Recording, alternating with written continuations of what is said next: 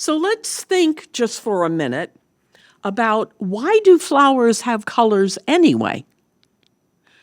Now, if you're a gardener, you may think that your very carefully tended flowers are doing that just to make you happy. Well, think again. Sorry, but they don't care about us.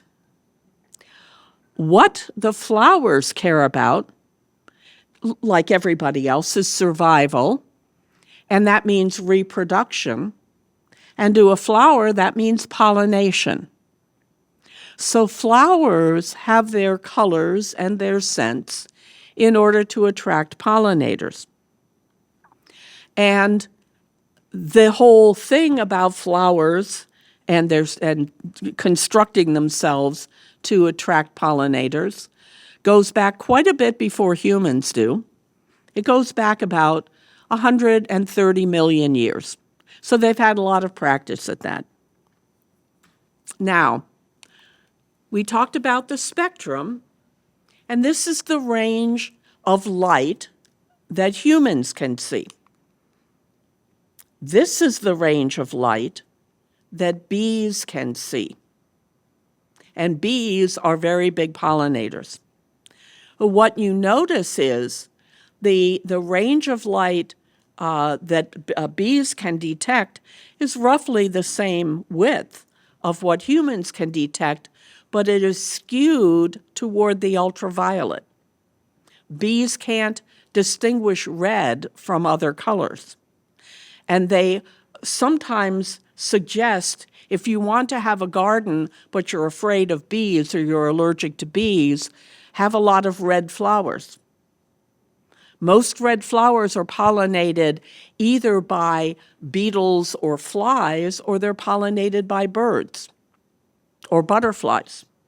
You know, the hummingbirds, for example, are attracted to red flowers.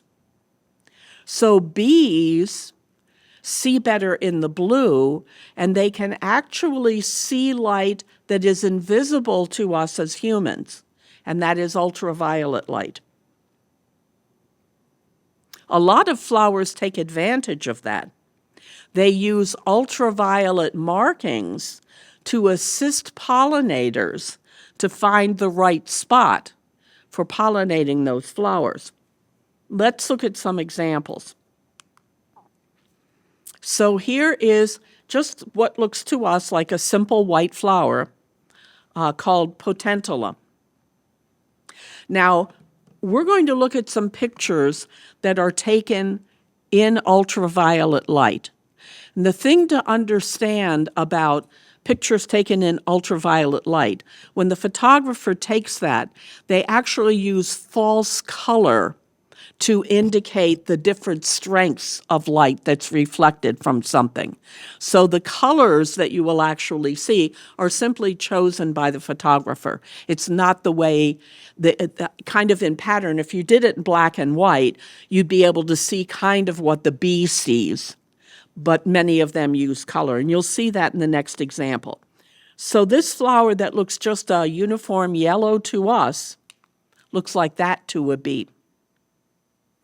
This is the most common pattern in ultraviolet. It's called the bullseye because it directs the pollinator to the center. So that flower reflects a lot of ultraviolet around the outside, less on the inside. The inside is where the flower wants the bee to go because that's where the pollen is. This is a sedum. Again, to us it looks a uniform yellow. It really advertises its reproductive parts in the ultraviolet. There they are.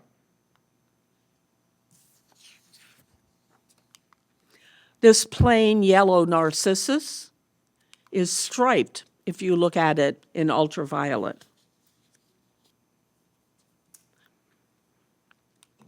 And here's a picture of a meadow. It's got echinacea and it's got rudbeckia. And they're different colors, but they're, you know, the flowers kind of look similar. kind of a similar strength of color, even though they're different colors.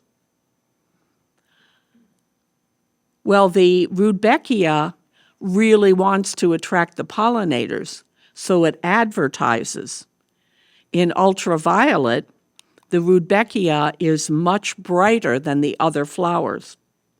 And again, you can see the bullseye pattern.